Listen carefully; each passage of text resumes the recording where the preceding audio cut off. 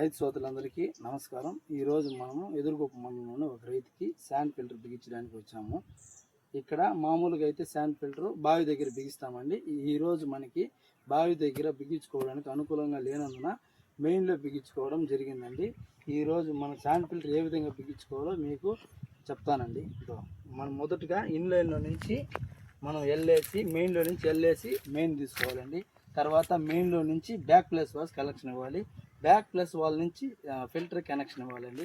తర్వాత ఫిల్టర్లో నుంచి అవుట్లెట్ నుంచి మనం ఇక్కడ థ్రాటిల్ వాల్ బిగించుకోవాలి. థ్రాటిల్ వాల్ నుంచి ఇన్లెట్ థ్రాటిల్ వాల్ స్క్రీన్ ఫిల్టర్కి ఇస్తామండి. స్క్రీన్ ఫిల్టర్ నుంచి మెయిన్ ఎల్ ద్వారా ఇక్కడ ఎల్ ఇచ్చామండి. మెయిన్ లాంగ్ బెండ్ వేస్తే ఫ్రీగా పోతుందని వాటర్ లాంగ్ బెండ్ వేసామండి. ఈ విధంగా లాంగ్ వేయడం వల్ల నీళ్లు ఫ్రీగా పోతుందండి, గుద్దుకోకుండా ఫ్రీగా పోతుందండి. మనం శాండ్ ఫిల్టర్ బిగించిన తర్వాత దానిలో మనము ఇక్కడ శాండ్ పోసుకోవాలండి. శాండ్ ఫిల్టర్లో